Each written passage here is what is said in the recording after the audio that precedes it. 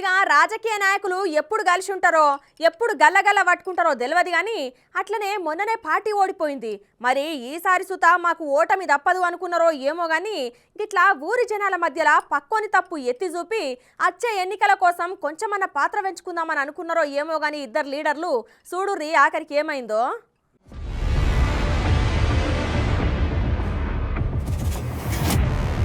ఏంది ఈడేమో లొల్లైతున్నది చూద్దాం పారే.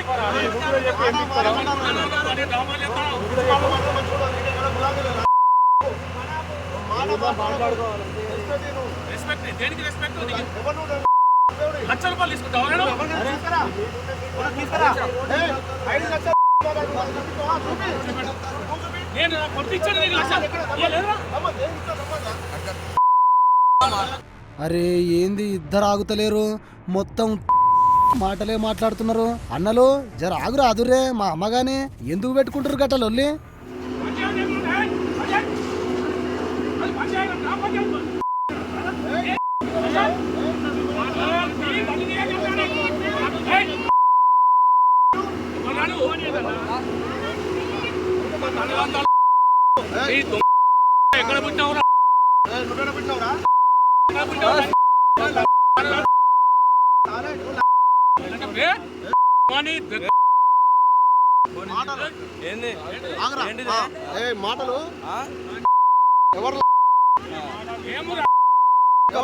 ఒక పదవి ఉండగా నువ్వు అట్లా మాట్లాడతావు, పదవిలో ఉన్నప్పుడు అట్లా మాట్లాడతావు, నువ్వు పెద్ద మనిషి.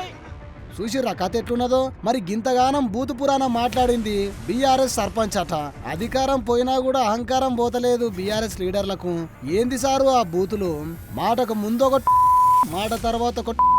ఇక అసలు ముచ్చటకు వస్తే మహబూబాబాద్ జిల్లా కే సముద్రం స్టేషన్ సర్పంచ్ బట్టు సీను వాళ్ళ ఇంటికాడ రహదారి నిర్మాణం పనులు చేస్తుంటే ఎంపీటీసీ ఆగే మంజుల భర్త ఎంకన్నా నిర్మాణ పనులల్లా నాణ్యత పాటిస్తలేడు అని గిట్ల అడ్డమైన బూతులు తిడుతున్నాడు. మళ్ళా ఇంకో ఇచ్చంత్రం ఏంది అంటే ఇద్దరు బీఆర్ఎస్ పార్టీ వాళ్ళేనట.